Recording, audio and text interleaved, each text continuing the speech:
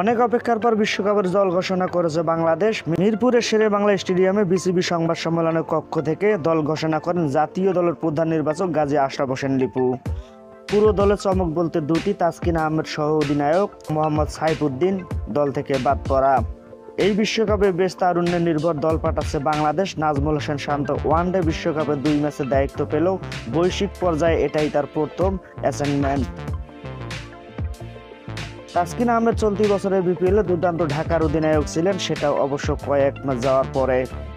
এই তারুণ্যের মিছিলে আছেন এমন 6 মুখ যারা কখনো এই টি-20 বিশ্বকাপে যায়নি। এই 6 জন হলেন opener batter Tanzid Hasan Tamim, batter Towhid Hridoy, উইকেটরক্ষক জাকের আলী অনিক, 2 স্পিনার তানভীর ইসলাম ও রিশাদ হোসেন এবং পেসার তানজিদ হাসান সাকিব।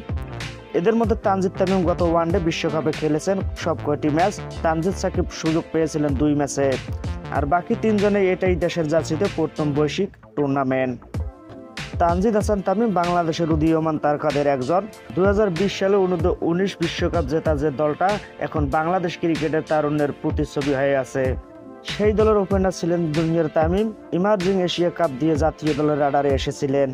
এরপর সরাসরি বিশ্বকাপ খুব বড় কিছু করে না দেখালেও নিজের ভেতরে থাকা সম্ভাবনার কথা জানান দিয়েছিলেন ভালোভাবেই। তানজিদ সাকিবের শুরুটাও প্রায় সমসাময়িক। এশিয়া কাপে ভারতের বিপক্ষে বাংলাদেশের জয়ে ভূমিকা রেখেছিলেন এই পেসার। এরপর বিতর্কের ঝড়ঝাপটা পেরিয়ে বিশ্বকাপ দলে জায়গা করে নিয়েছেন। শ্রীলঙ্কার বিপক্ষে জয়ের ম্যাচে ছিল তার 3 উইকেট। শ্রীলঙ্কার বিপক্ষে ফিনিশার রোলে উত্থান হয়েছে রিশাদ এবং জাকেরের। একজন ছিলেন টি-20-তে আর একজন ছিলেন ওয়ানডেতে। রিশাদ জাতীয় দলের রাডারে ছিলেন লেগ স্পিনারের হয়ে। এরপর ওয়ানডেতে ব্যাট হাতে 4 ছক্কার ঝড় তুলে নিজেকে করেন অপরিহার্য। আর জাকেরের উত্থানে অবদান আছে বিপিএলের। ছেলেটা কালো বলে আপনারা হয়তো চোখে দেখেন নাই, এমন এক মন্তব্য করে হইচই ফেলে দিয়েছিলেন মোহাম্মদ সালাউদ্দিন। এরপর ঠিকই জাকেরের সুযোগ মিলেছে বাংলাদেশ দলে, নিজেকেও প্রমাণও করেছেন তিনি। বিপিএলে জাকেরের সতীর্থ হিসেবে ছিলেন তানভীর আহমেদ। এর আগেও খেলেছেন বাংলাদেশের জার্সিতে। তার পারফরমেন্সটাও নেহাত ফেলনা নয়। স্বীকৃত টি-20 21 ইনিংস বল করে পেয়েছেন 74 উইকেট। ক্যারিবিয়ান পিচে সাকিব আল হাসান এবং শেখ মেহেদীর সঙ্গে তার উপরেই আস্থা রাখছেন নির্বাচকরা। নতুনদের মধ্যে সবচেয়ে অভিজ্ঞ নাম তৌহিদ হৃদয়। 2022 সালে অভিষেকের পর থেকে বাংলাদেশের মিডল অর্ডার সামলাচ্ছেন তিনি। শুরু থেকে দারুণ ছন্দে ছিলেন। এবার বিপিএলও আলো কেড়ে নিয়েছেন কুমিল্লা ভিক্টোরিয়ান্সের হয়ে।